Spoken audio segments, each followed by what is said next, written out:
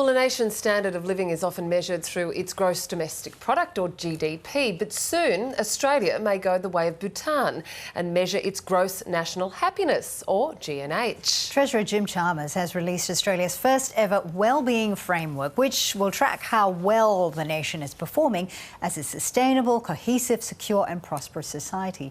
Well, joining us now is Andrew Hudson from the Centre for Policy Design. Andrew, thank you so much for taking the time to speak with us.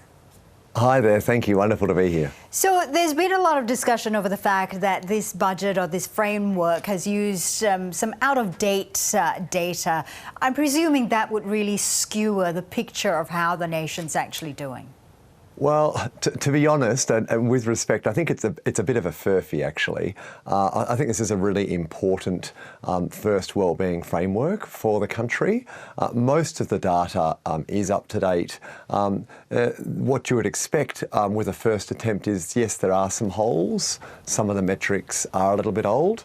But we can fix that very easily and very quickly. And that's almost the point of the exercise, really, is to work out where are some of the holes and some of the gaps.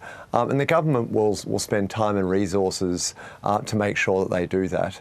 I think the most important point here is this is a really new and important way of getting a broader measurement of how the Australian economy and society is going.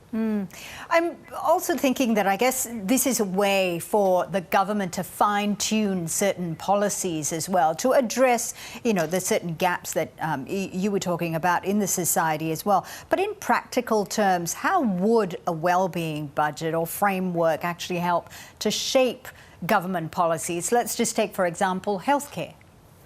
Well, yeah, and I think the first point to make is that this isn't yet a wellbeing budget, right? As you said, it is a wellbeing framework. But what is really important is that we move past just a framework and past just measuring. We don't want this to be just a box-ticking exercise. We really want to make sure that this is embedded into the way that the public sector works, the public service works, into the way that we make policies. And so you mentioned healthcare there. There are 5 broad topics in this wellbeing framework. How secure is our society? How healthy is our society? How prosperous? How sustainable?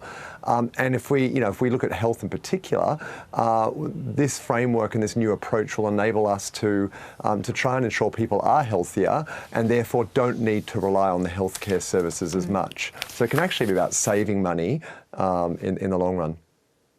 The Treasurer, Jim Chalmers, doesn't think that social objectives and our economic objectives need to be in conflict or competing with each other. Has that been proven by, other well-being governments like New Zealand, Canada? How have they done with their framework?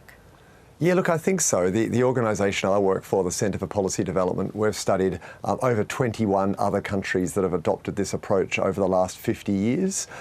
You mentioned Bhutan at the start, but actually half of the OECD countries have adopted this measure. So this is really just sort of bringing Australia into line with leading global democracies. And I guess maybe I'd just highlight 2 top tips that we've learned from other countries that have adopted this approach. The first is that you need to have a national conversation, and so that's what we'd really like to see happen now in Australia with this framework, to take some time to consult more thoroughly with the Australian population. And the Treasurer has said this, right? They want to change this over time. Are these the right goals for the country? And that's important. An inclusive consultation with the population is important so that the population has buy-in and really takes this on board.